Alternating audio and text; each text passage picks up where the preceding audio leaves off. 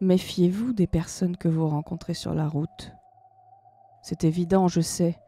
Je ne parle pas ici du danger ordinaire que représente un étranger, car dans ce cas, le danger n'est peut-être pas elle-même, mais sa curiosité désordonnée. Une curiosité qui pourrait mettre fin à votre existence. Vous pouvez la trouver sur de nombreuses routes, demandant qu'on la prenne en stop. Sa position change constamment. Ses enquêtes l'exigent. Vous pouvez facilement identifier ses vêtements. Elle a l'air d'une victime, portant des haillons en guise de vêtements, le tout rapiécé avec du tissu qu'elle a volé au cours de ses voyages. Des cheveux longs et désordonnés, qui n'ont pas été coupés depuis des lustres, ornés de bâtons, de feuilles et de terre. Son corps, à peine visible à cause de ses vêtements amples, n'est que peau et os. Elle n'accorde que très peu d'importance à la nourriture, préférant dépenser le peu d'argent dont elle dispose pour d'autres choses qu'elle juge plus importantes, comme des appareils photos, des crayons, des cahiers, des lanternes, des bandages et tout ce qui est nécessaire à ses enquêtes. Dieu sait que les bandages sont importants. Sa peau est couverte d'échymoses et de cicatrices, toutes dues à des petites aventures avec le surnaturel. C'est peut-être à cause de son mode de vie dangereux qu'elle est toujours aussi nerveuse. Presque toujours tremblante, ses yeux étranges se déplacent frénétiquement. Son visage est orné d'un sourire instable. Le personnage du touriste est anxieux en permanence. C'est le comportement que l'on attend de quelqu'un qui a souffert, quelqu'un de vulnérable, et cela attire les gens. Pour le meilleur ou pour le pire, quel que soit le motif. Qu'il veuille l'aider ou profiter d'elle, quelqu'un vient toujours la chercher, ce qui peut éventuellement les mener à leur perte. Donnez-lui de la nourriture ou des vêtements, et elle montrera peut-être ce qui se cache dans son sac à dos. Il peut sembler normal au premier abord, vu de l'extérieur, il l'est. Il s'agit d'un sac à dos ordinaire que n'importe quel voyageur porterait. Mais à l'intérieur se cachent des objets de terreur. Des objets qu'elle a obtenus lors de ses tournées. Toutes sortes d'objets. Des copies de jeux vidéo, des épisodes perdus, des pages gribouillées, des chansons maudites, des preuves de choses inexplicables. Tous ces objets sont conservés dans son sac et archivés dans l'une de ses interminables collections de carnets. Elle y a consacré sa vie. Elle n'a pas d'amis, pas de famille connue et dans l'ensemble, pas de véritable identité. La perception qu'elle a d'elle-même n'est rien d'autre qu'une touriste du macabre qui prend des photos et des souvenirs. Mais ces choses ont un coût. Et elle est prête à payer pour cela, quoi qu'il en coûte. Si vous essayez de discuter avec elle, vous verrez qu'elle est en fait sympathique. Même si elle est anxieuse, elle vous sourira, essaiera de faire des blagues, sera votre amie, au moins pour le trajet. Elle ne sera jamais méchante.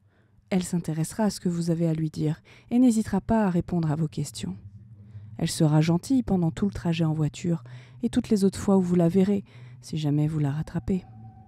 Après tout, elle n'a aucune raison de ne pas l'être. Mais ne prenez jamais ses actions pour de la bienveillance. Même si elle essaie d'être votre amie, vous ne passerez jamais avant sa véritable dévotion.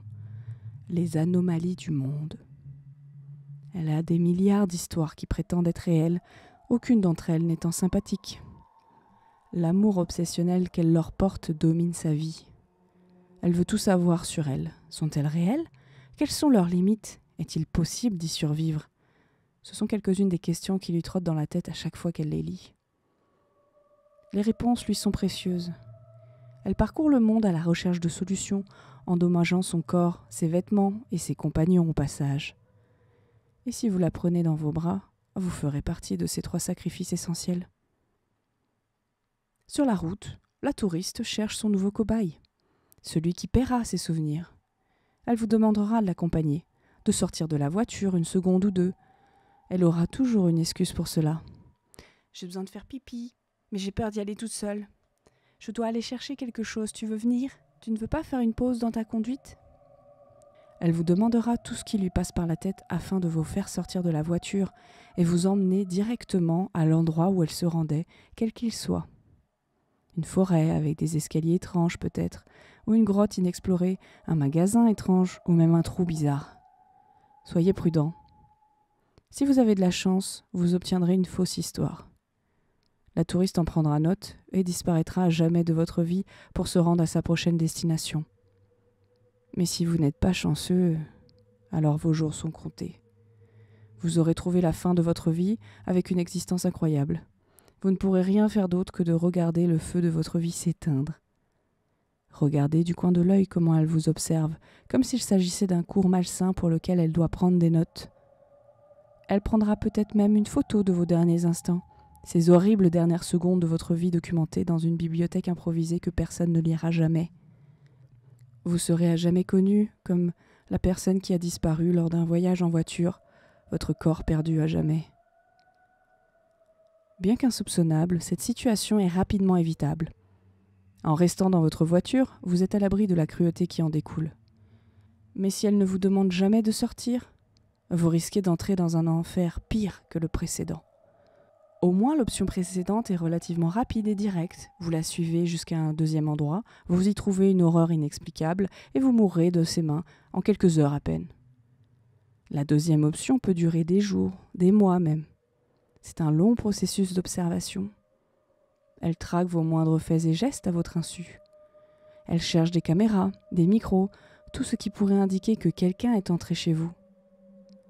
Priez de ne rien découvrir, car si vous ne trouvez rien, vous êtes libre. Quoi qu'elle ait fait, ce n'était pas réel. Cela n'a pas fonctionné et elle ne s'intéresse plus à vous. Mais si c'est le cas, si vous trouvez quelque chose, priez pour qu'elle ait pitié de vous. Elle est maintenant le moindre de vos problèmes. Quelque chose d'autre vous harcèle, quelque chose de considérable, un monstre probablement. Il aura ses propres méthodes pour tourmenter votre vie jusqu'à ce que vous finissiez par mourir. Rien ne peut plus vous aider. Vos journées sont méticuleusement calculées par cette chose. Vous pouvez faire des recherches en ligne, essayer d'identifier ce qu'elle cherche, mais il est peu probable que vous puissiez l'arrêter. Cela ne s'est jamais produit auparavant. Mais le fait de connaître la maladie peut aider à la surmonter. C'est du moins ce qu'un médecin m'a dit une fois. Une fois que vous aurez mis fin à vos jours, elle retournera dans votre maison. La touriste récupérera les caméras et les microphones. Elle volera ce qui est utile dans vos biens, ce qui était vos affaires. L'argent, les kits de puériculture, les appareils électroniques, les choses dont elle aura besoin un jour ou l'autre.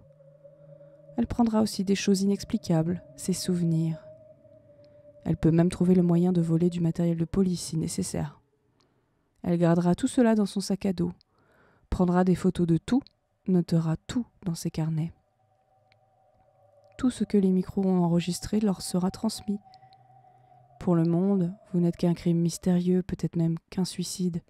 Mais pour la touriste, pour celle qui vous a fait subir tout cela, vous serez toujours l'un des nombreux sujets de son expérience, une note dans son carnet de voyage, un souvenir qu'elle montrera à la prochaine pauvre âme qui la prendra sur une route isolée. Méfiez-vous donc de ceux que vous ramassez sur la route, non seulement parce qu'ils peuvent vous tuer, vous kidnapper, vous torturer ou tout autre danger que l'humanité peut imaginer, mais aussi parce qu'ils peuvent vous faire courir un danger encore plus grand. Tout cela pour satisfaire sa curiosité macabre. Parce que vous êtes peut-être la pièce avec laquelle elle paiera la tournée. Voyager est bien agréable. Prendre des précautions est vital.